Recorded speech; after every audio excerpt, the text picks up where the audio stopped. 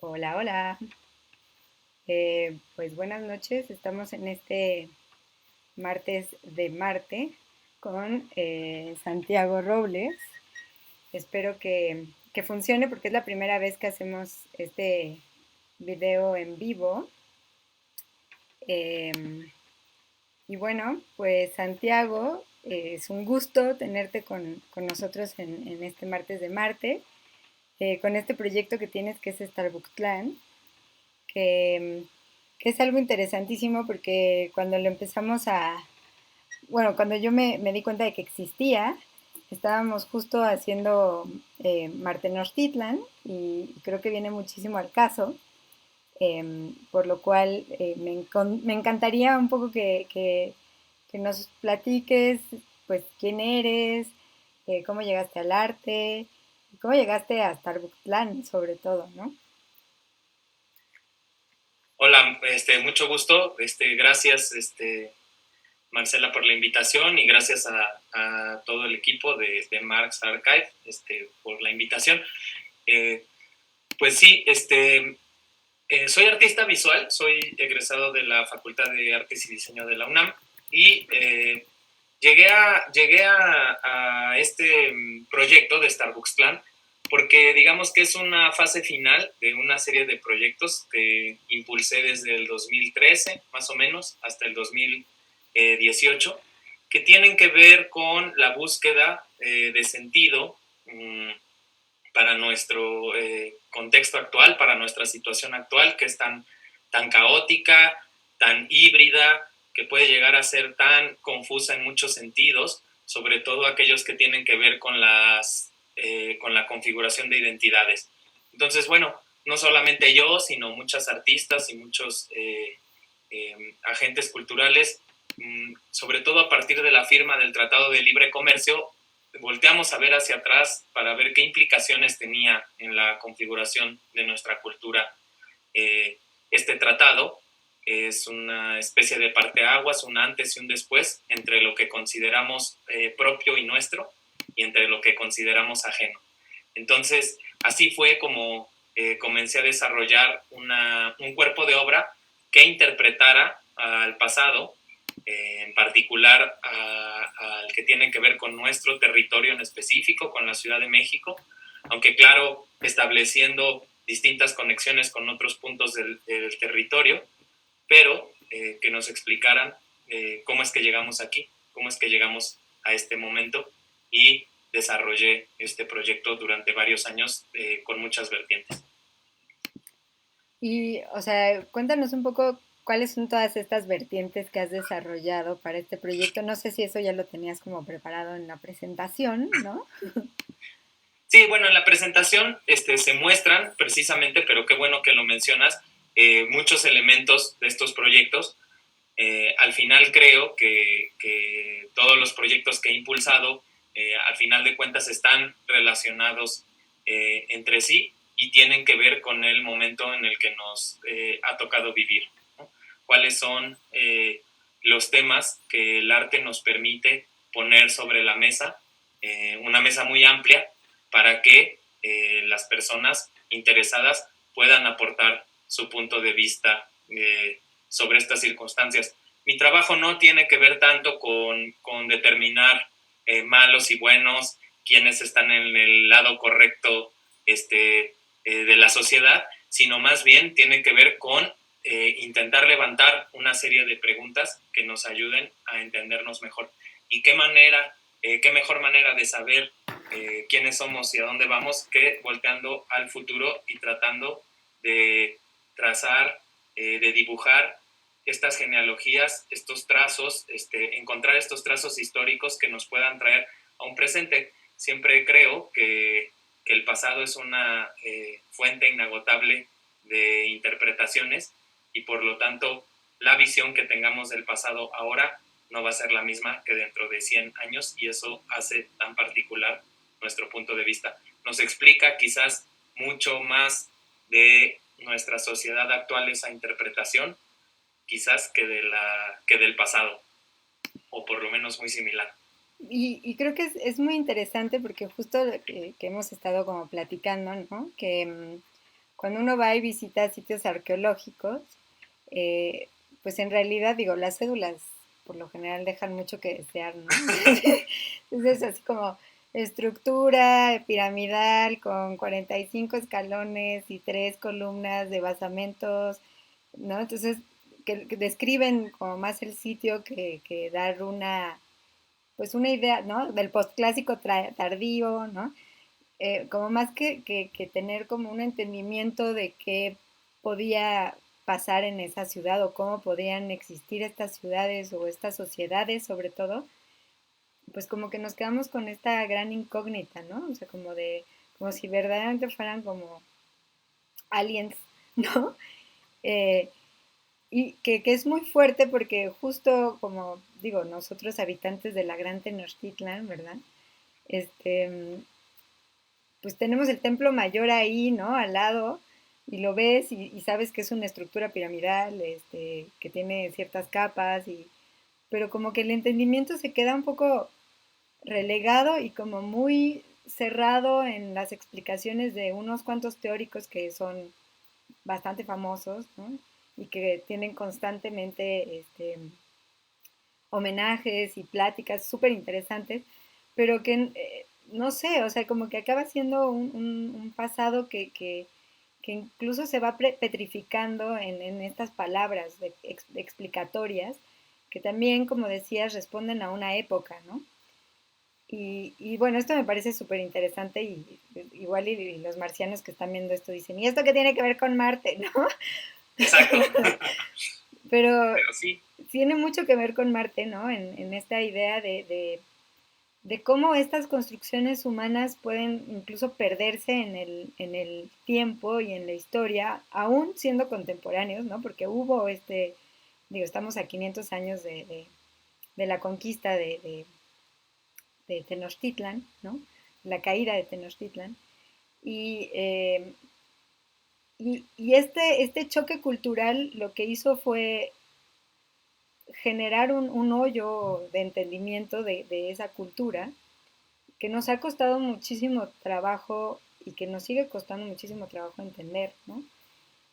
Que al final no es que en Marte nos vayamos a encontrar una civilización, pero bueno, uno nunca sabe, ¿verdad? quién Hasta que, sabe, quién hasta que no sabe. pase, no lo vamos a saber, ¿no? Hasta que no veamos platillos voladores, no digamos nada mejor. No, no lo sabemos, pero de todos modos es como este acercamiento a lo desconocido, digamos, y, y, y cómo podemos acercarnos a este desconocido desde otro lugar, que no sea este lugar en donde la idiosincrasia del conquistador aplasta al conquistado. Justo, yo creo que si tenemos en parte tantos espacios desconocidos respecto a las culturas prehispánicas, tiene que ver precisamente con estas capas sociales, con lo que se conoce o con lo que se acepta comúnmente como conocimiento, como verdad religiosa, como buenas costumbres. Hay toda una serie de imposiciones que se llevan a cabo, pero esto no solo es característico de las sociedades europeas que vinieron a nuestro continente. Los mexicas también realizaban este tipo de otro modo, con otra cosmovisión, pero también se apropiaban de la historia de las naciones, borraban su pasado, lo reescribían, se lo reapropiaban. Entonces, digamos que para muchas civilizaciones, esto que sucedió tan solo fue un saldo de cuentas. Es decir, lo que Tenochtitlán, por ejemplo, le hizo a Tlatelolco o le hizo a los tlaxcaltecas, fue lo que después los tlaxcaltecas, junto con sus aliados, entre ellos los españoles, le hicieron a los mexicas. Es como una especie como de ahora es tu turno, ahora es mi turno, cómo se sigue llevando a cabo esta dinámica violenta, inclusive en los barrios de las ciudades contemporáneas. Una pandilla lucha por territorio, gana cierto espacio, o por ejemplo con el cártel de las drogas, y después otro cártel lucha por ese espacio, cada quien quiere imponer su manera de ver el mundo, y como bien apuntas, pues lamentablemente no hemos cambiado en muchos sentidos como sociedad. La carrera que podemos ver actualmente respecto a la colonización de Marte, pues genera muchos puentes, genera muchos puntos de concordancia con la colonización del continente. Hay una carrera económica, hay una carrera por poder, y en este caso ya no se va a Marte buscando oro, sino se va a Marte buscando nuevas formas de comercio, nuevas formas de invertir en negocios y, ¿por qué no?, quizás un nuevo lugar a donde podamos huir ya que hayamos destruido por completo este planeta. Digo, no sé si tan terrible, ¿no? O sea, creo que también hay esta idea de un empezar de cero y que creo que es un poco lo que genera este círculo vicioso, ¿no? Este uroboros en el que estamos, ¿no? Es como esta idea de, no, pero es que hay que volver a empezar, es que necesitamos estar lejos para volver a empezar, entonces vámonos lejos y vamos a poder entonces pensarnos de una forma distinta, ¿no? Y creo que lo que acabas de señalar me parece importantísimo, y ya dándole pie a tu presentación, ¿no? Que es justo eh, esta frase, ¿no? De el que no conoce su pasado está condenado a repetirlo, ¿no? Que creo que es muy importante y muy evidente en la forma en la que nos hemos estado moviendo como seres humanos a lo largo de la historia, ¿no? Es esta negación del otro, negación del pasado, negación de nuestros propios impulsos que nos ha llevado a constantemente seguir haciendo y cometiendo los mismos errores, pero bueno, con otro tipo de dioses, ¿no? Digamos que pasamos de Huitzilopochtli a Deutsche Bank o a BBVA, ¿no? Exacto, O sea, justo. a tener justo esta que me pareció brillante de la forma en la que generaste este códice reapropiándote de la forma de narrar la historia que es muy como ceremoniosa del Instituto Nacional de Antropología e Historia, ¿no? Sí, yo lo que justo pretendía, y ahora espero que con esta presentación quede claro, es precisamente que no sea un documento, digamos, que pueda ser entendido solo para un grupo de especialistas, aunque claro que todo nuestro reconocimiento a la fundamental labor que realizan, sino más bien poder bajar este documento, por así decirlo, a un entendimiento y a la capacidad de compartirlo de manera popular, para que de ahí podamos extraer quizás ciertas características, ciertas pautas, ciertas ideas que nos ayuden a pensar, y en el contexto de esta plática de Marte Tenochtitlan, pues que también nos ayuden a proyectar ciertas ideas a futuro. Yo coincido contigo, no creo que vayamos a realizar un ejercicio pleno de conciencia y decir vamos a empezar desde cero, vamos a empezar puros en un nuevo planeta. Yo más bien creo que va a ser una situación y un contexto complicado, como fue complicado el contexto de Tenochtitlan, y como fue también muy complejo el contexto de la colonia. Entonces, estas capas de historia se van superponiendo y nos van narrando un poco de quiénes somos y de cuál es nuestro devenir como humanidad. Pues perfecto, sin más, compartamos a ver, permíteme que te ponga, ya está, compartamos esta presentación para ver tu trabajo. Muchas gracias. Un segundo.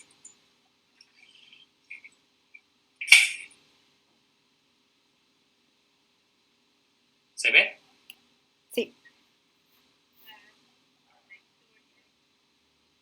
Sí, sí. ¿Marce? Sí, sí. Sí, perdón, es que no tengo el audio. Ya, muy bien. Ok, bueno. Sí, sí. Gracias. Muy bien.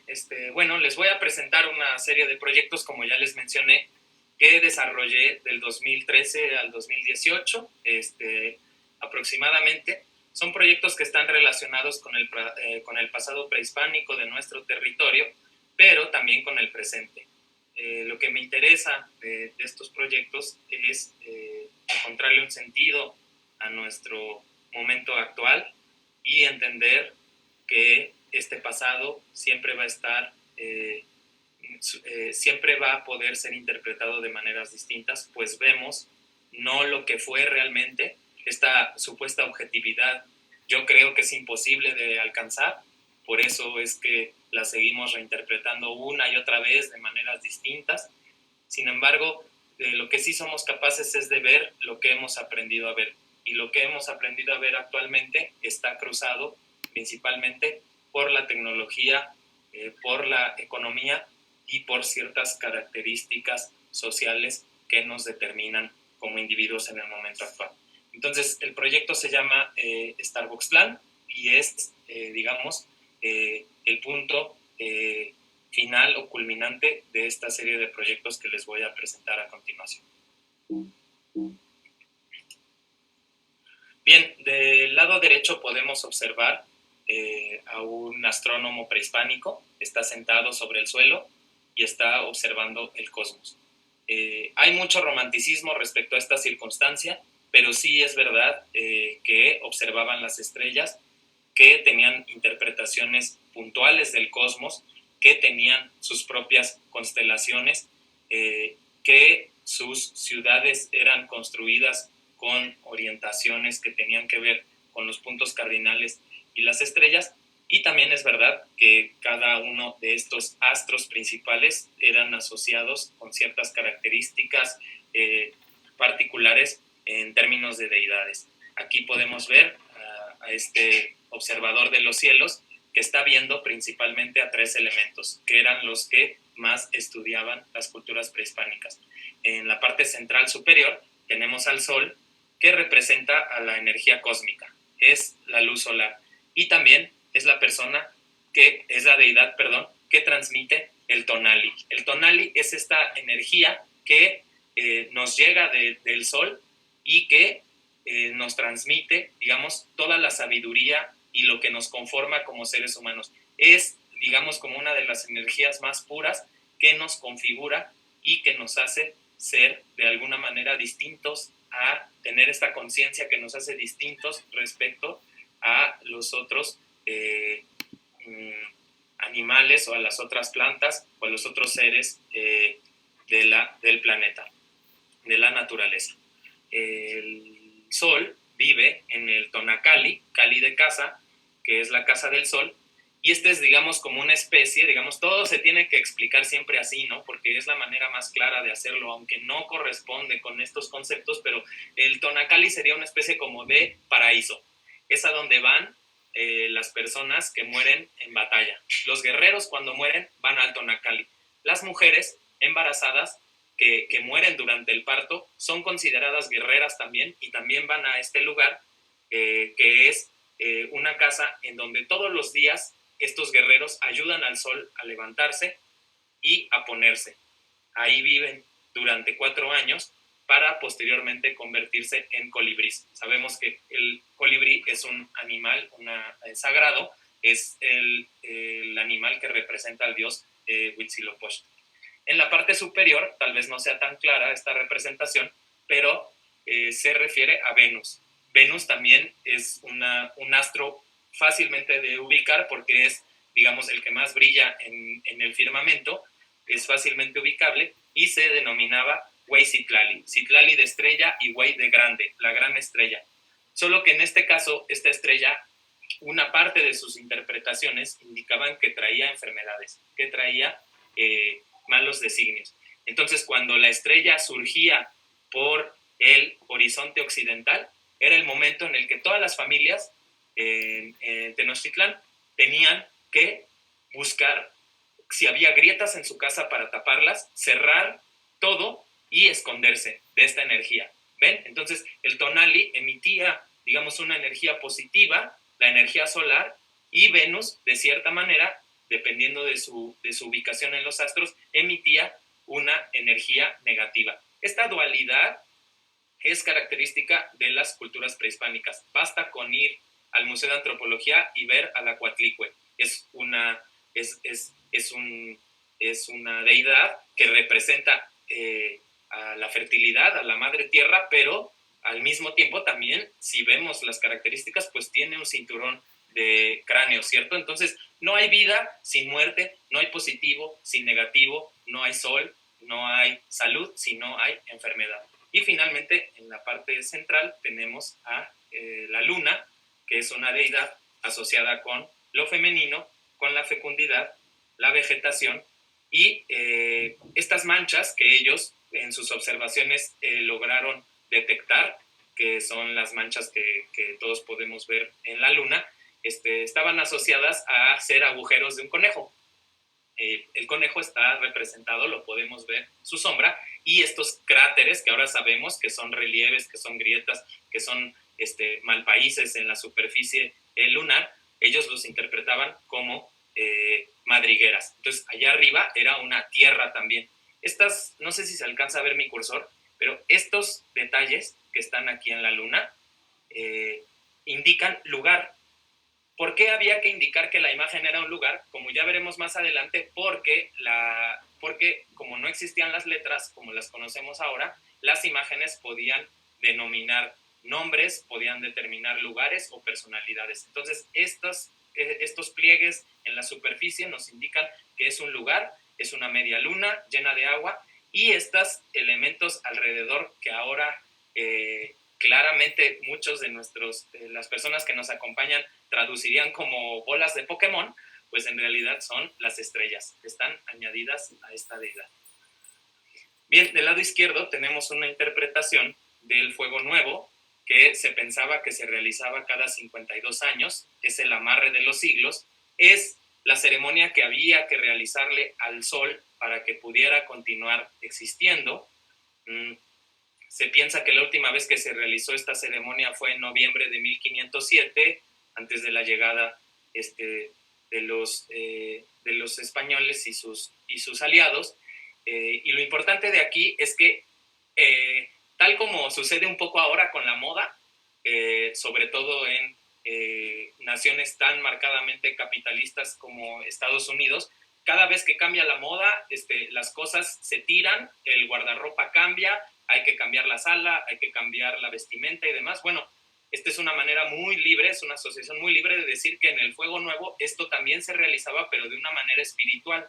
Era el momento de renacer, de cambiar, de renovarnos. Entonces, todas las cosas se quemaban, las cosas se tiraban a las acequias, a los canales de agua, y venía un momento de purificación, se realizaban los sacrificios para que la sangre alimentara al sol, y venía la oportunidad de mejorar, de crear una nueva sociedad, aunque las personas se mantenían, y de esta manera asegurar que el ciclo de la vida continuara. Solo que quizá lo que no previnieron los mexicas en esa última celebración del Fuego Nuevo es lo que la colonización les depararía tras este ritual, como se ve en la imagen izquierda. Chan, chan, chan. Sorpresa. Bien, las estrellas para los observadores del cosmos de mexicas estaban divididas en dos partes. En el sur estaban los Censon-Huitznahuac, que son los 400 meridionales. Este mito nos habla de que Coatlicue, que ya mencioné, la diosa de la fertilidad, se embaraza mientras pasea por Coatepec, el Cerro de las Serpientes, se embaraza de una pluma que encuentra, la guarda, se embaraza, y entonces su hija, que está aquí representada, que es Coyolxauhqui, la podemos observar actualmente en el Museo del Templo Mayor. Aquí es cuando ya comienzo a dudar un poco de la interpretación, ¿no? Porque la hija se ofende por la baja moral de su mamá de haberse embarazado de esa manera, que ya, digamos, tal vez con el paso de los siglos entraron ahí valores de otro tipo, quizás católicos, no sé, pero bueno, la versión que conocemos actualmente es que Coyolxauhqui se ofende por la dudosa moralidad de su mamá, y entonces decide convocar a sus 400 hermanos y esos hermanos viajan a Coatepec a matar a la mamá por su embarazo no, no realizado mediante las buenas formas. Cuando se están acercando, esta es una síntesis del relato, cuando se están acercando a la montaña, Huitzilopochtli nace de Coatlicue con la espada de fuego y mata a Coyolxauhqui. Por eso en esta representación, como la pueden ver, está desmembrada. La mata con su espada de fuego y mata a sus 400 hermanos. ¿Qué nos explica este relato? Pues justo la espada de fuego, el sol, que mata a la luna y a sus 400 hermanos, que son las estrellas. En esa época decir 400 era sinónimo de decir un chingo, muchísimos, no importa cuántos. Entonces, esta es la forma en la que las estrellas del sur surgen. Las estrellas del norte son las Censon-Huiznahuac, que son las 400 serpientes de nubes. Qué bonita idea, ¿no? 400 serpientes de nubes, porque volteamos al cosmos y vemos cómo las estrellas avanzan en el firmamento. Y claro, las nubes también están en el firmamento, entonces las 400 serpientes de las nubes son las estrellas que se desplazan en el infinito. Aquí lo que tienen que ver son estos guías que están aquí acostados sobre Citibanamex y HSBC, están acostados los Mixcoatl. Ellos son los guías, digamos, que le darían continuidad al Sol. Hay muchas interpretaciones en los códices de qué funciones se están realizando aquí. Algunos dicen que están siendo sacrificados por la posición en la que están. En mi versión no están siendo sacrificados porque no hay pedernal, no hay corazón y no hay sangre, sino más bien son los sabios que le dan continuidad al cosmos. Entonces, como ven, están acostados y están estableciendo un contacto con el infinito, con el más allá. Ellos son los Censon-Huiznahuac. Y aquí, encima de ellos, de estas representantes de las estrellas del norte, tenemos a 4 personalidades. Aquí, como podemos ver en las manos, están doblegadas, las tiene hacia abajo, están rindiéndose, están después con las manos extendidas, están aprendiendo, después están tocando el pecho, están asimilando y después tienen los brazos hacia arriba, están liberando, están generando un proceso de sanación, humildad, aprendizaje, asimilación y liberación. Están soltando, perdón. Estos son los teomamas o los guías de la migración. Ellos son quienes llevarían a los mexicas y a los distintos pueblos de su ciudad original Aztlán, de donde surgieron, a el encuentro con la ciudad, con el lugar prometido por Huitzilopochtli. Es el lugar donde encontrarían, como todos sabemos, los elementos que están representados en nuestra bandera, excepto por el águila. El águila fue añadida posteriormente, es el demonio, es el pecado que está siendo vencido por la religión católica representada como el águila. Entonces es una imagen que tiene un origen prehispánico, pero que después se reinterpreta para volverse uno de los símbolos que dan identidad a nuestra nación, y sobre esto hablaremos mucho en esta presentación. ¿Cómo es nuestra relación con estas imágenes del pasado canónico que el Estado mexicano monopolizó durante tantos años y que prácticamente impuso a un territorio que no necesariamente se identificaba con ellos? Pero como, o sea, el águila era como una cuestión de los Habsburgo también, ¿no? Sí, claro, o sea, también, o sea, es que con el tiempo, justo, y eso es algo muy bonito, se va actualizando esta interpretación, como ahorita estamos actualizando un códice del siglo, que es el Códice Boturini, un códice del siglo XVI. Al ser culturas militares siempre va a haber algo que va venciendo a lo anterior. Podemos ver también, por ejemplo, la Virgen de Guadalupe tiene en sus pies a la media luna negra, que es la representación de Turquía. Es el triunfo del catolicismo sobre las sociedades de Medio Oriente que los conquistaron en algún momento. Entonces, así es como van funcionando estas imágenes, se vuelven símbolos identitarios de muchas generaciones y por eso es que logran sobrevivir a la historia. Estos 4 guías que vimos en la imagen anterior están aquí representados en el Códice Boturini. Para la creación del Códice Starbucks-Tlan me basé en 2 códices principalmente. El Códice Boturini, que está aquí representado, y el códice que es del siglo XVI, probablemente, y se piensa que es una copia de un códice prehispánico original. Vean la forma de representación, los colores, la síntesis, el papel y demás. Y ahora, por favor, vean esta imagen, que es el códice Azcatitlan. Es exactamente la misma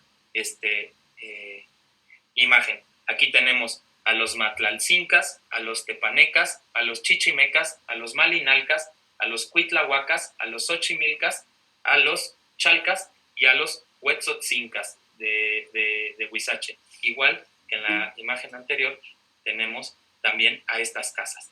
Estas casas son las que se sumarían a la migración de los mexicas en busca del lugar prometido por el dios.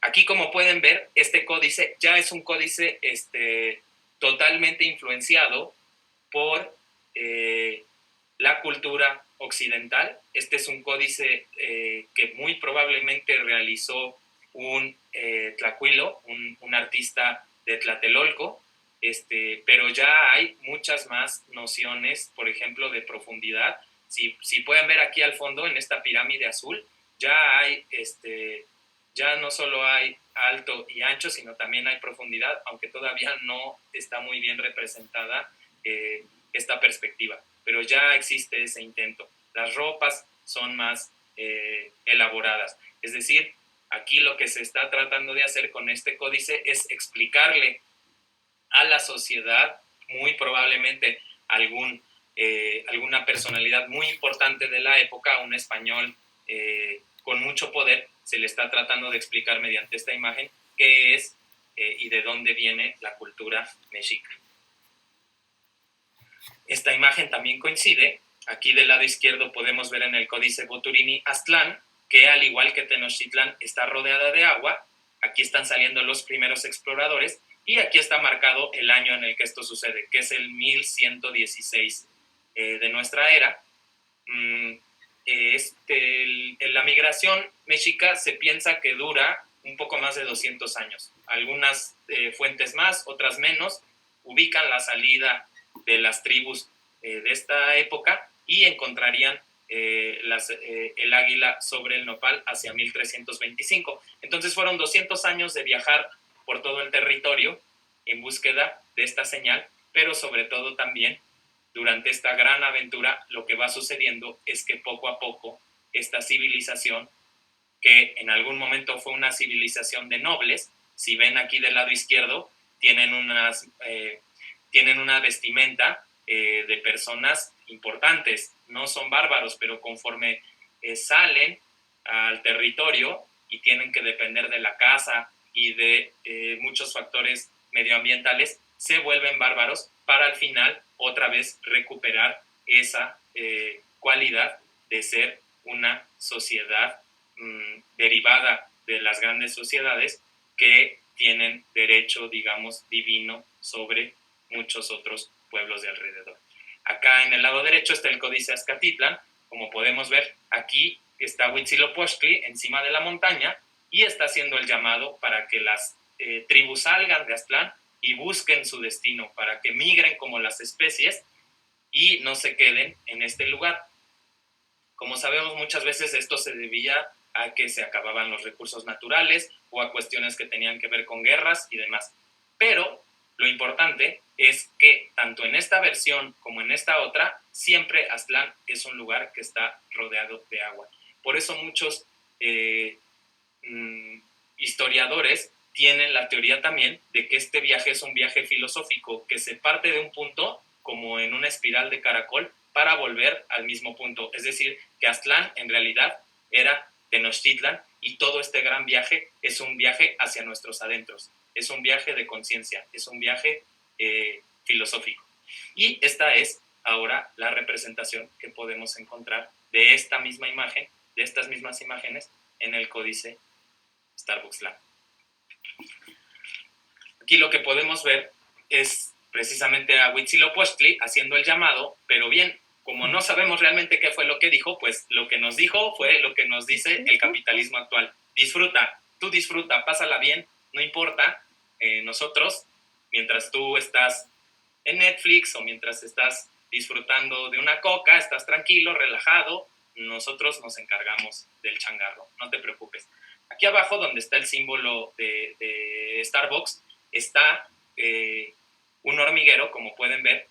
El historiador Robert H. Barlow se equivoca y piensa que en el Códice Azcatitlán, Aztlán está representado por un hormiguero y por eso le pone ese nombre. En realidad no sabemos exactamente de qué fecha es el documento ni cómo se llamaba realmente.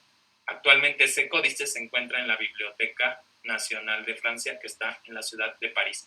Aquí surge una deidad en la parte superior izquierda y hay muchas personas consultándole esa deidad. Están nerviosos. ¿Hacia dónde vamos? ¿Qué es lo que vamos a encontrar? ¿Por qué nos están pidiendo que abandonemos a nuestros hogares y a nuestras familias? Bien, este códice, como les comenté, busca la reinterpretación del pasado canónico, utilizando íconos que el Estado mexicano ha oficializado para definir la identidad nacional, pero en particular lo que hace es juxtaponerlos con otro tipo de poder, el económico, que ha demostrado regir a las ciudades y a las sociedades de una manera global y homogenizante. Nuestras deidades en el mundo actual ya son otras.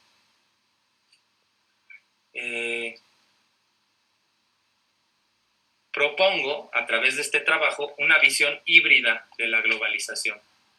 Aquí podemos ver, por ejemplo, una piel de venado, que era donde se escribían los códices. Esto es muy importante.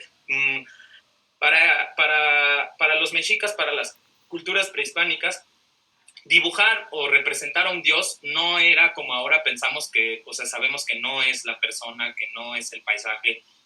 Conocemos la obra de Magritte, esto no es una pipa, porque en realidad es la representación de una pipa. Bueno, para ellos era totalmente lo opuesto. Representar a una deidad significaba traerla a este momento, invocarla. Y si tú la dibujabas en un papel amate o en la piel de un venado, tenías que utilizar los colores correctos, había toda una escuela, el Calmeca, para aprender esto, y entonces hacías un llamado y venía la deidad. Entonces aquí está esta deidad ahora ataviada para poderse presentar en sociedad actualmente. Es la apertura para nuestra narración. Bien, ¿de qué manera el libre mercado condiciona lo que entendemos hoy como cultura propia? Esta es una de las preguntas que fueron fundamentales para desarrollar este proyecto. Es decir, a partir de que se le abrieron las puertas a la nación más poderosa del mundo para que introdujera de manera masiva productos comerciales, ¿cómo ahora podemos concebir qué es lo nuestro? ¿Qué es lo que nos representa como sociedad y qué es lo que viene de fuera? En realidad lo que sucedió es que todos estos productos que vinieron del norte estuvieron acompañados de imágenes que de alguna manera servían también como propaganda de un estilo de vida. Este estilo de vida está representado a través pues, del cine, de los productos, de la comida y de muchísimos otros elementos económicos, y entonces nos representan este tipo de vida que es el sueño americano. Cómo este sueño puede corresponder con lo que nosotras y nosotros soñábamos en algún momento. ¿Cómo podemos interpretar de un modo distinto los relatos fundacionales de nuestra sociedad? Como saben, las culturas prehispánicas, en particular en el Popol Vuh, se explica cómo es que después de varios ensayos, los seres humanos finalmente pudimos surgir del maíz. El maíz no solamente es el sustento alimenticio de nuestra sociedad, sino que también es el sustento cultural. Somos hombres y mujeres que dependemos en términos alimenticios del maíz, pero también toda nuestra cosmovisión y nuestra cultura están sustentados en esta semilla. La obra que aquí les presento se llama Always y habla sobre los problemas que implican, tanto en términos económicos, alimenticios y culturales, la inserción de maíz transgénico en nuestro territorio. Muchos de estos productos, como la Coca-Cola, utilizan maíz transgénico en sus ingredientes, aunque no lo expresan claramente, y pues hay toda una serie de preguntas que todavía esperan respuesta respecto a las implicaciones que esto va a tener a largo plazo en nuestra sociedad. Esta obra en particular está hecha con, espero acordarme claramente, aproximadamente 30,000 semillas de maíz, y algunas de estas semillas están protegidas químicamente y otras no, para que con el paso del tiempo la obra se vaya autoconsumiendo parcialmente. Aquí hay un acercamiento. Oye, y en la obra de las... Me parece muy interesante lo de las papas de McDonald's, en vez de McDonald's, unos chapulines, ya que hace unos 15 días más o menos tuvimos una charla, bueno, 20 días más o menos, sobre qué vamos a comer en Marte Tenochtitlan y justo hablábamos de insectos, ¿no? Entonces, Perfecto. La primera sucursal de McDonald's en Marte, ¿qué nos va a ofrecer, Marcela? pues espero que McDonald's no vaya, ¿no? Esperaría que mejor fuera así como una franquicia nacional que vendiera sus chapulines. ¿Cómo van a ser estas regulaciones por allá, no? Es una pregunta muy interesante. Bueno, y también esto, ¿no? O sea, también, digo, pensar que la idea del maíz transgénico tampoco era, en un principio, bueno, no era vamos a chingarnos a todos, también era como, bueno, ¿cómo podemos erradicar el hambre a nivel mundial, ¿no? Pero bueno, también chingándonos a todos, porque al Sí, final... es todo un tema, porque pues en realidad está pensado, o sea, sí, el discurso, desde mi punto de vista, puede ser siempre como los discursos también de la guerra, ¿no? Vamos a traer la democracia a Oriente, pero pues para traerla hace falta mandar estos drones, ¿no? Y aquí la cosa, pues al final es que los campesinos se vuelven dependientes de las grandes compañías porque tienen sus semillas patentadas. Entonces, en lugar de intercambiarlas, que la gente de Oaxaca Sí, le no, intercambie sus semillas acá, pues lo que hacen es que se vuelven, digamos, y si suben las semillas de precio, o sea, están, digamos, defendiendo totalmente. ahí lo que me parece que es muy importante reflexionar es el uso de la tecnología para en realidad, o sea, son usos no medidos de la tecnología, que creo que eso es lo que siempre nos pasa como humanidad, ¿no? O sea, pensamos que la tecnología nos va a resolver problemas, pero obviamente la tecnología metida en una sociedad de mercado, o digamos la ciencia metida en una sociedad de mercado, pues lo que quiere es patentar el maíz para que entonces tengas que comprarles a ellos el maíz y a ellos los insumos, ¿no? Y que entonces esta cuestión que está muy en la base de lo que son las sociedades mesoamericanas, eh, pues se radica porque pues, tienes que entonces depender efectivamente de los gringos y de estas compañías, específicamente Monsanto, para poder hacer crecer el maíz. Ahora, pensándolo en Marte, pues quién sabe cómo va a ser, ¿no? Porque al final sí creo que igual y necesitarías un maíz pues genéticamente alterado para crecer en condiciones tan hostiles como las condiciones marcianas, ¿no? Claro, Eh, estaba viendo, por ejemplo, que ya hay experimentos y han logrado crecer minúsculas plantas en la luna, ¿no? No sé si se está pensando en este avance, y creo que lo que acabas de apuntar es fundamental. Sí, tecnología y sí progreso, por supuesto, pero ¿a costa de qué? A costa de las vidas de quienes, y a costa también de la cultura y de las tradiciones de quienes. Siempre existe estas distintas formas de pensar que civilizar a una sociedad necesariamente quiere decir imponer a Occidente sobre ellas. Entonces, por eso me parece que es muy importante que este tipo de perspectivas, este tipo de preguntas se levanten, porque en realidad van acompañadas del propio progreso, si es que podemos aceptar ese término, de la humanidad. Otra de las preguntas fundamentales fue, ¿de qué manera convergen, y esto tiene que ver justo con tu intervención, Marce, de qué manera convergen actualmente las tradiciones y las prácticas industriales globales? Esta obra se llama Barro Rojo y consiste en rebanadas de pizza comercial pasadas al fuego durante tantas horas que adquieren esta característica. Es como me imagino que las sociedades del futuro va a ser la antropología de las ciudades del futuro, ¿no? Nosotros encontramos vasijas, pero las sociedades del futuro van a conocer a nuestra sociedad a través quizás de este tipo de productos. Bien, una cosa más que decir sobre este códice tiene que ver con los materiales con los que está realizado. Por un lado tenemos el tinte rojo de la grana cochinilla. Este insecto es semíptero y parasitario de los nopales, es este rojo que podemos ver aquí, que a lo largo de todo el proyecto se encuentra de manera compleja con otro tipo de pintura como la pintura acrílica. Entonces, para mí, ahí lo que está sucediendo son dos encuentros de dos visiones específicas de mundo. Por un lado, está la grana cochinilla, que requiere de todo un ciclo vital para poderse producir, que requiere, digamos, establecer una relación más armoniosa con la naturaleza porque hay que asegurar que la especie continúe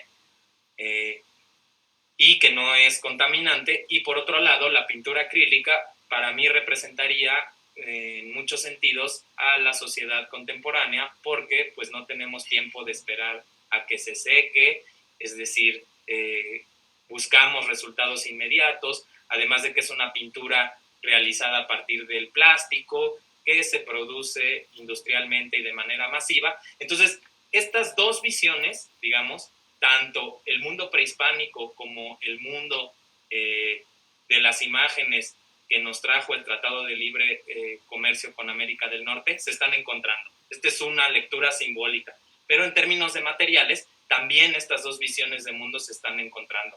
La grana, el acrílico y el papel sobre el que están realizados, sobre el que está realizado este códice, es un papel hecho artesanal en Etla, en Oaxaca, es el que impulsaba el maestro Toledo. Entonces, me interesa que tanto las imágenes como los materiales tengan una participación activa, tengan un significado dentro del proyecto.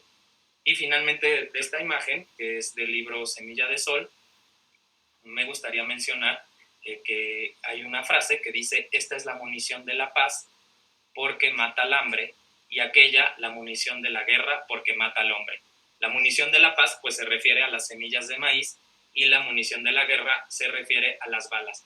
Esta cita es de un libro que se llama Agricultura, de Seferino Domínguez, publicado en 1913, y me interesa este libro porque justo es uno de estas primeras publicaciones que ya resultan muy complejas. Están hablando de cómo las semillas deben de mejorarse, cómo las semillas deben de purificarse, deben de ser siempre las mejores semillas, que funcionen plenamente. O sea, hay como una exigencia ya capitalista a las semillas de que rindan como deben de rendir, y eso está muy bien en términos de alimentación, pero esto, digamos, lo traslada. Recordemos que estamos en el contexto del porfiriato y del gran progreso y demás. Esto también lo traslada al ámbito de lo social, y entonces empieza a generar diferenciaciones sociales en términos de productividad que son bastante cuestionables. Entonces, justo es eso, ¿no? Complejizar este tema, aportarle distintas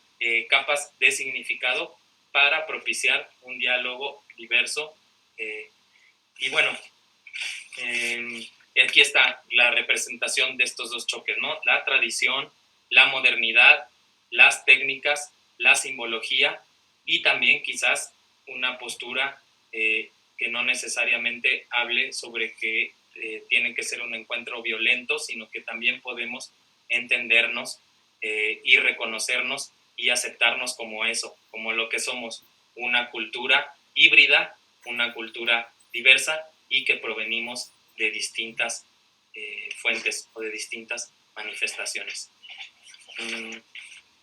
Me gustaría que el códice Starbucksland sirviera para el estudio de la configuración cultural de México en la época global, pero que también nos ayudara a continuar ciertos discursos como aquellos que tienen que ver con la decolonización o con el reconocimiento de nuestras múltiples identidades. Aquí del lado derecho están unas imágenes que fui registrando en una caminata muy larga que hice desde la periferia de la ciudad, siguiendo los canales de agua, que ahora son calles y son avenidas, hasta llegar al centro de la ciudad.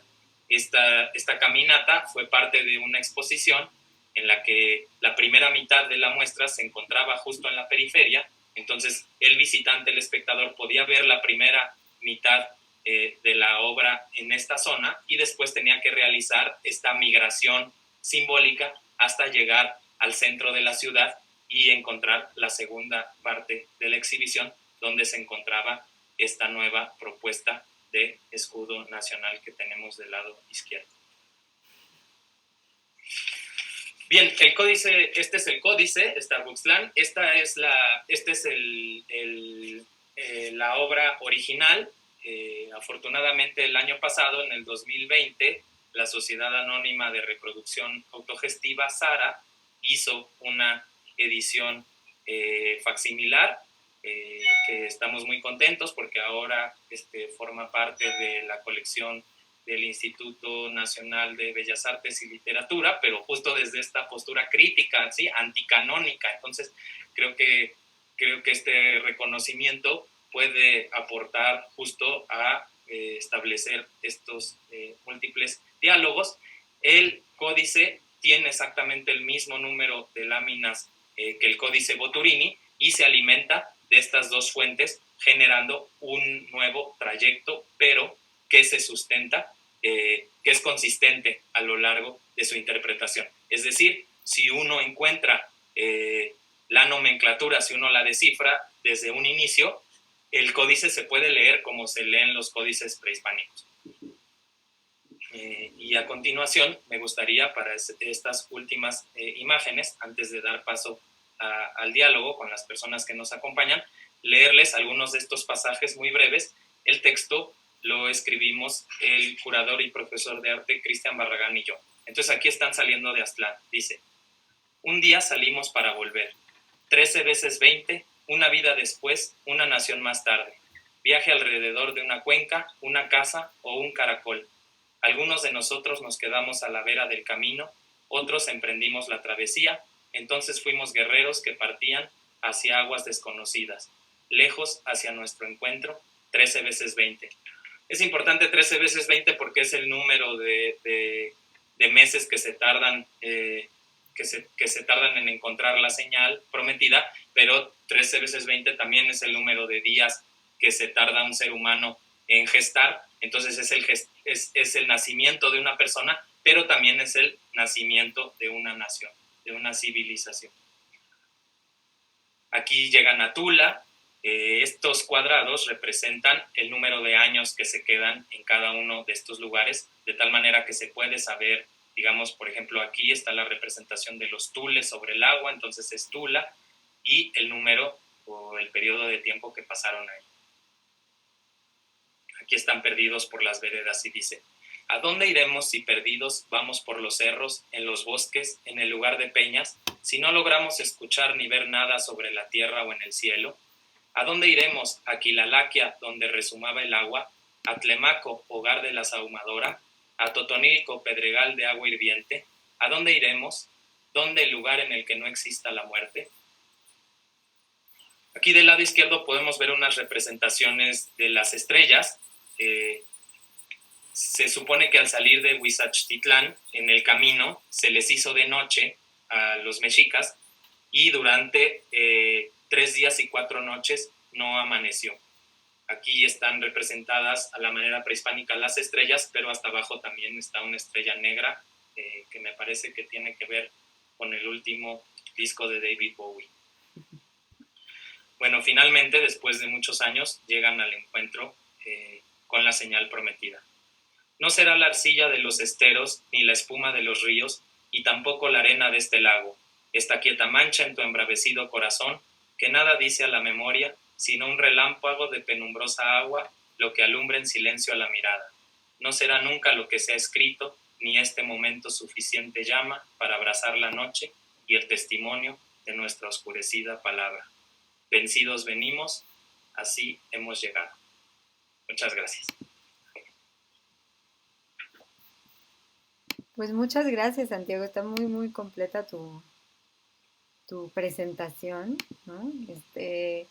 Aparte me encanta tu interpretación de...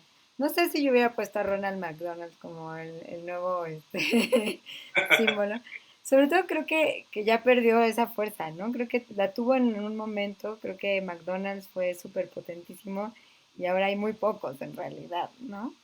Sí, sí, además, o sea, como puede ser al principio, como les mostré Mickey Mouse, hay una imagen que me parece fundamental, que está representada, que la pintó Orozco en el Hospicio Cabañas. No sé si la tienen en su memoria, pero es un Hernán Cortés que tiene cuerpo de robot, como si fuera Robocop. Yo creo que esta imagen, que está en transición, es exactamente la idea de que la colonización o esta perspectiva militar, social y cultural tiene muchas formas y estas formas se van a ir actualizando con el tiempo, como también, digamos, de cierto modo, la Iglesia Católica ha tenido que actualizar, me explico, a lo largo de la historia, sus preceptos. Es decir, lo importante de aquí para mí no es tanto lo que representa en concreto esta imagen, sino en realidad la idea que representa, que es una idea que continuamos perpetuando. Bueno, a mí me parece súper interesante lo que planteas y sobre todo como en este concepto de colonización que creo em, que, bueno, aparte de que está muy de moda, ¿no? En toda esta, más que la colonización, la decolonización, ¿no? Como cómo podríamos plantearnos eh, esta, eh, no sé cómo llamarle, como, porque al final es un término como conflictivo, ¿no? Porque cómo nos quitamos esta historia de dominación de una sociedad sobre otra, que no solamente la vivieron los pueblos mesoamericanos, sino la estamos viviendo nosotros en esta colonización, pero que sería, digamos, comercial, ¿no? Eh, que también lo podría, o sea, podrías tener en vez de Ronald McDonald a las Kardashian, ¿no? O sea, al final creo que es esta imposición cultural, ¿no? Eh, que sobre todo lo que hace es aplastar lo anterior y desactivarlo, quizás hasta dejarlo en un punto en donde se queda como indescifrable, ¿no? Que creo que al final es algo interesante y al mismo tiempo en este aplastamiento se va permeando y se va metiendo dentro de esta fuerza, digamos, que está aplastando y va resurgiendo por encima de ella, ¿no? O sea, se va colando a Por hacerlo. los poros sale, ¿no? Acabamos de ver esta imagen absolutamente alucinante de cómo por unos breves momentos el lago de Texcoco regresó al Zócalo hace unos días con esta granizada tan tremenda que hubo. Es decir, el pasado está ahí, está latente y aunque queramos esconderlo, aunque queramos ignorarlo, una y otra vez vuelve y vuelve y vuelve y creo que eso es muy importante porque también nos mantiene conscientes o nos daría la posibilidad de mantenernos conscientes del lugar en el que estamos y la cultura que estamos representando, de la cual somos parte. Que al final creo que, y bueno, ya llevándote a Marte, porque pues esa es mi chamba, ¿no? Vámonos para allá. Eh, creo que al final, digo, seguimos como en un pensamiento totalmente, ¿no? Centrado en lo humano. Cuando dices, sí, llega el lago Texcoco a recuperar su espacio, pues efectivamente estamos en una cuenca, ¿no? Que se inundará eventualmente dadas ciertas condiciones climatológicas, independientemente de nuestra existencia como animales que habitamos este planeta, ¿no? Eh, y creo que al final, en una escala planetaria, pues es importante no perder la realidad de lo que somos, ¿no? Y que la cultura la forjamos todos los días. O sea, no es algo que es monolítico y que nunca vamos a poder cambiar, sino que está en nuestras manos moldearla y que se convierta en otra cosa, ¿no? Y creo que eso es algo de lo que me parece interesante que hemos estado y que estaremos desarrollando en Marte Tenochtitlan, en esta segunda fase, en donde vamos a revisar también tradiciones y que lo hemos visto un poco con el calendario, ¿no? El calendario martenoshka, Sí, calendario marciano, que es esta forma de pensar el tiempo desde otro lugar y cómo podríamos, más allá de rescatar el pasado, reinterpretar el futuro, ¿no? Que creo que es un elemento interesante e importante porque el pasado difícilmente va a regresar, ¿no? O sea, creo que efectivamente se cuela y llega, pero somos ya el resultado de una mezcla, ¿no? Y también sería un poco, eh, pues no sé, como negar la historia, decir que no somos esa mezcla, ¿no? claro, resultaría, como bien dices, una necedad obligarnos ahora a volver a una sociedad como la británica. En primer lugar, porque nunca volveríamos a ella, volveríamos a lo que ahora pensamos que fue y sería un ejemplo mal logrado de una idealización. Pero, como dices tú, sí habría muchas cosas que pudiéramos aprender de estas sociedades y sobre todo de estos encuentros históricos que nos han dejado marcados en muchos sentidos como sociedad. Por ejemplo, la idea progresista de que hay que eliminar el agua para que las ciudades se puedan desarrollar. Creo que la ciudad de Tenochtitlán tenía una relación mucho más sana con este elemento vital, porque no solo, por ejemplo, el sistema de chinampas permitía que tuvieran hasta 3 o 4 cosechas al año, esto les aseguraba, esta cantidad de alimento que generaban les aseguró en muchos sentidos poder realizar las misiones militares y crecer como cultura en tantos sentidos, porque tenían esta parte, este sustento como sociedad sumamente amarrado, es decir, toda una ingeniería y todo un trato con la tierra, una modificación de la naturaleza, pero no para poder albergar más centros comerciales o para que más coches pasen encima de ellos, sino para que la sociedad pueda estar mejor. Entonces es un gran aprendizaje, ¿no? Sí es muy claro que en cuanto llega el periodo virreinal, pues el agua comienza a ser considerada enemiga y hay que bombearla y hay que secar el lago y hay que sacarla. Y como este ejemplo, hay muchos otros que podríamos aprovechar y ojalá seamos lo suficientemente inteligentes para que cuando viajemos al espacio podamos llevar estas enseñanzas y adaptarlas a su contexto particular. Sí, lo que siento que es interesante lo que planteas tiene que ver con una cuestión de estilo de vida, ¿no?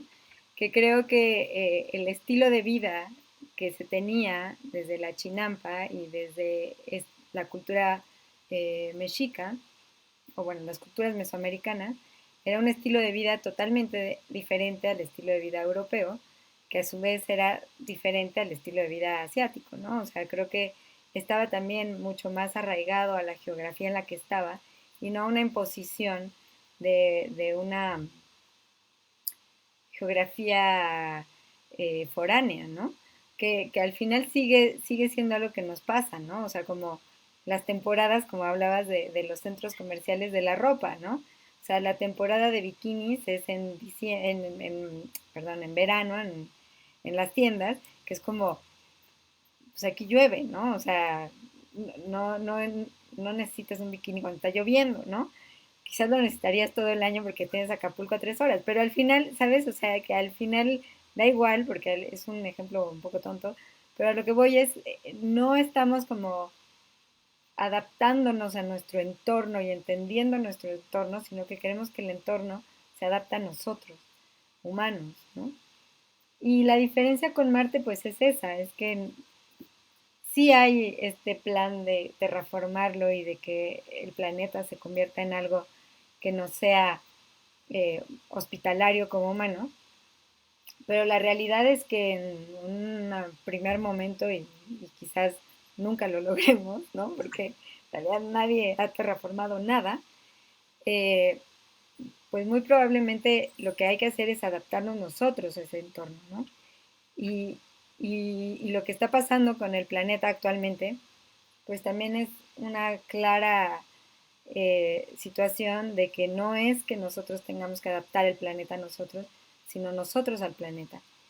Y efectivamente no puedes pensar que, que las cuestiones climáticas pues se van a regular a tu conveniencia como especie, ¿no? Claro. Que creo que ahí está, digamos, como el gran cambio paradigmático del pensamiento si queremos llegar a otro lugar fuera del planeta que nos dio vida, ¿no?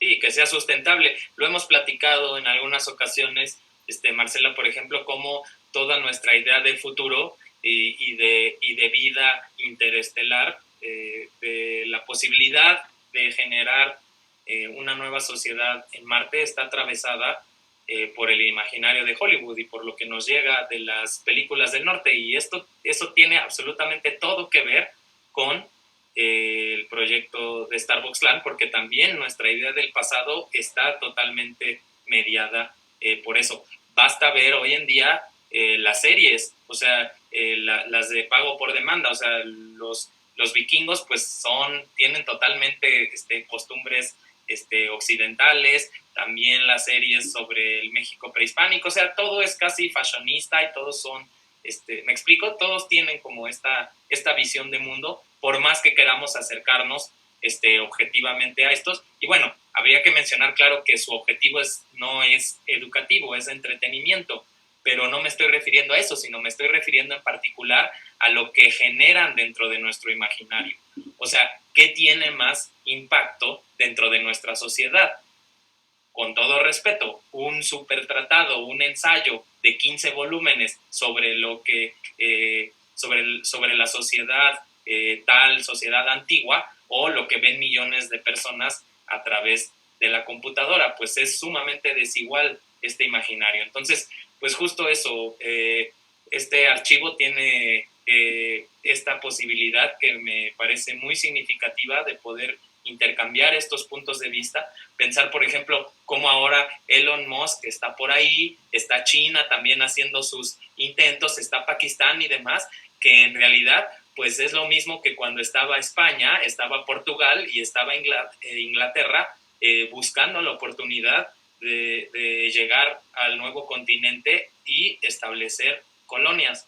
Van a fallar al principio, va a ser casi un reto obsesivo por conseguir, pero eventualmente vamos a tener dos espacios para cohabitar, si es que, como lo dije antes, no nos encargamos de destruir por completo este. Yo sí soy un poco pesimista al respecto.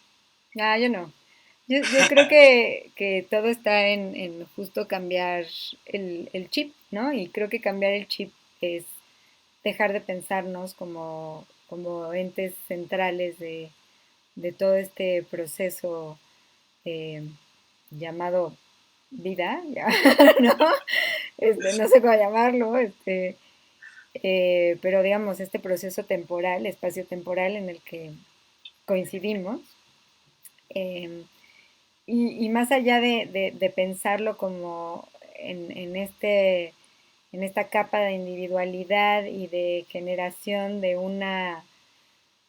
o de sensación de que se tiene que perpetuar una idea que con el tiempo siempre va a ser cambiante y distinta, porque al final las nuevas sociedades tendrán nuevos problemas y nuevos procesos que enfrentar, por lo cual no podrán ser las mismas nunca. Aparte de el desarrollo tecnológico que quieras que no, y muy a pesar del mismo, pues transforma a la misma sociedad hacia la catapulta, hacia nuevas problemáticas y perspectivas. Entonces sí creo que la semilla de esperanza está en pensarnos distinto. Ahora, ¿cómo? Bueno, pues eso, esa es la chamba, ¿no? Claro, bueno, Marce, sí, o sea, yo también, o sea, pero yo quisiera que también o sea, que los jaguares bebés se perpetuaran, o sea, es decir, yo creo, ¿no? En personas que somos capaces, que tenemos la posibilidad de pensarnos distinto, pocas personas haciendo tareas sencillas, tratando de cambiar a nuestro contexto, pero también me pregunto, hasta qué grado esa forma que tú tienes de pensar la van a apropiar las grandes empresas o este sistema económico que apuntaría mucho a que primero va a asegurar su autodestrucción a realmente generar una crítica. Pero bueno, como esas son interpretaciones que están, digamos, aquí puestas sobre la mesa, lo que te pido es que si la vida nos da oportunidad, me invites dentro de unos 30 años al archivo marciano y veamos cómo quedó todo. Espero que todo muy bien. Espero que No, todo vaya. bueno, pues mira, yo no creo que sea una chamba de 5 minutos, ¿no? O sea, creo que es, y claro que no va a pasar rápidamente, y claro que la vida es muy frustrante, ¿no? Pero como vengo regresando iluminada Sí, de bajar pirámides y subir pirámides, ¿no? Estoy así como, ¿no? pues sí. Y eso es lo que hay que defender justo, ¿no? Con esta idea, bueno, sí, sí creo que, hombre, todo es complicado, ¿no? O sea, y al final siempre nos puede pasar un chichulubazo, ¿no? O sea, siempre podemos estar haciendo planes y al rato nos cae un meteorito y bye, ¿no? O sea, no está en nuestras manos, ¿no? O sea, o bueno, ¿qué digo de hacer un meteorito? O sea, de coronavirus, ¿no? O sea, Claro, la pandemia la actual. pandemia, ¿no?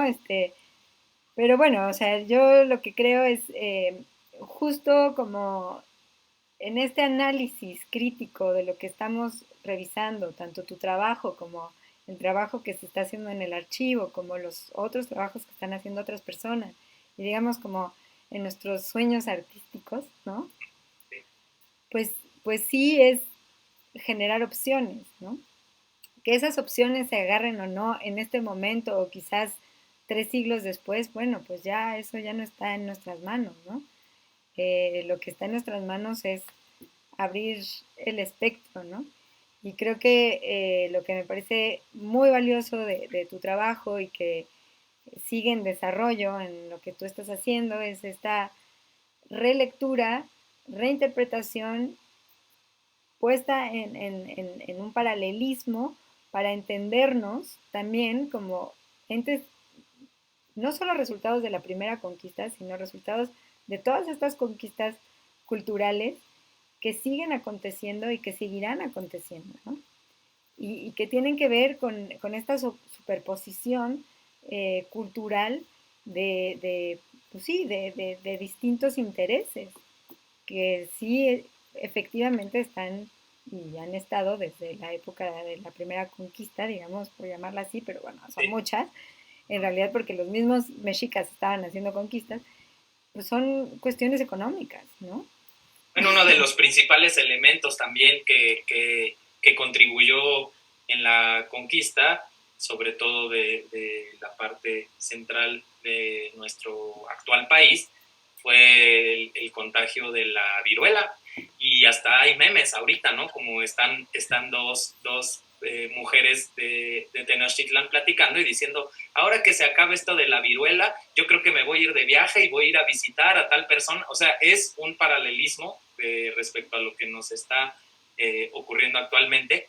Claro, guardando todo grado de proporción, pero digamos, es una situación que nos está determinando y que también creo que nos podría y nos debería de servir para pensar muchas cosas, sobre todo hacia dónde estamos apuntando nuestros esfuerzos, a quiénes están beneficiando, cuál es el sentido de progreso o de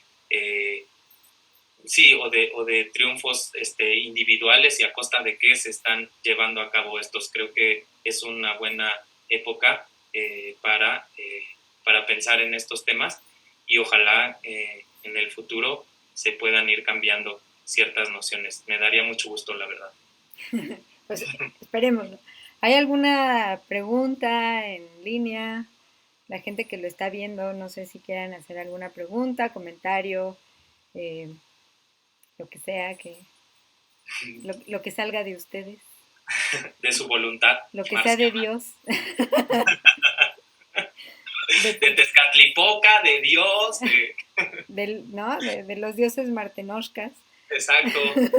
Justo eso es algo muy interesante que hacen, ¿no? Este ejercicio que realizaron de Martenochtitlán, de juntar elementos que tienen que ver con el imaginario de Marte con elementos del pasado, también le vuelven a dar una nueva interpretación. Es en realidad un paralelismo de lo que yo hice y creo que enriquecido porque fue un trabajo colectivo, ¿cierto? Lo desarrollaron a partir de talleres, inclusive se puede, no sé hasta qué grado lo han desarrollado, pero se puede pensar cómo se adaptaría a la ciudad allá, cómo podrían funcionar las comunicaciones, pero claro, adaptadas a las condiciones específicas, atmosféricas, meteorológicas y demás.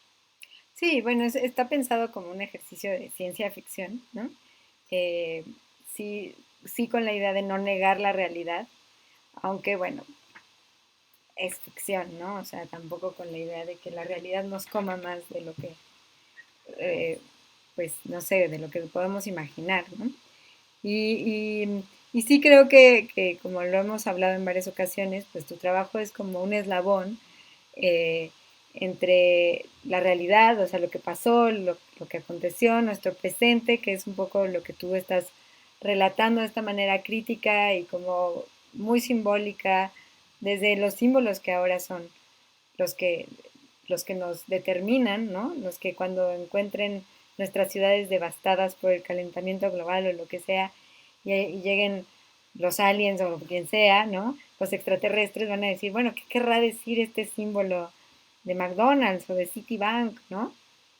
Y se cuestionarán visitando nuestros centros comerciales cuál era la función de estos templos, ¿no? Claro, eso es típico, ¿no? Porque igual como pasa con la interpretación del pasado, cualquier elemento que se encuentra en donde sea, en cualquier contexto, debió de haber sido ritual, debió de haber sido dedicado a los dioses. Esto seguro tenía una perspectiva sagrada. ¿Qué tal que solo era un elemento utilitario o algo que alguien hizo por diversión, ¿no? Lo relaciono esto con lo que decías hace rato, ¿no? Sí, o qué tal que esa era la casa del millonario, ¿no? Extravagante. Exacto. Que lo que sobrevivió fue la casa del millonario extravagante. En fin, ¿no? O sea, como un poco jugar con estos elementos, sacarlos de este lugar eh, constitutivo de identidad, que como bien lo plantea tu obra, esta identidad no siempre funciona para el bien, ¿no? O sea, también está generada y tejida para, para perpetuar cuestiones que no necesariamente son las mejores, ¿no? Así Pero es. bueno, creo que ya sonó la alerta de que Ya ya... fue un llamado de los dioses y las diosas a terminar. Así que Exacto. muchísimas gracias al Archivo Marciano. Agradezco esta tarea que realizan por convicción para generar una serie de ramificaciones que nos permitan elaborar estas discusiones tan enriquecidas. Muchas gracias. No, pues muchas gracias a ti por estar y por estar con nosotros en este martes de Marte. Y bueno, pues todos o sea, esto se quedará en línea y todas las cuestiones que surjan, pues ya estaremos comunicándonos para contestarlas. Claro que sí, muchas gracias. Quienes gusten establecer contacto, las invito y los invito a escribir a través de santiagorobles.info. Muchas gracias. Que estés muy bien, Santiago. Nos vemos pronto. Gracias, Marcela. Bye.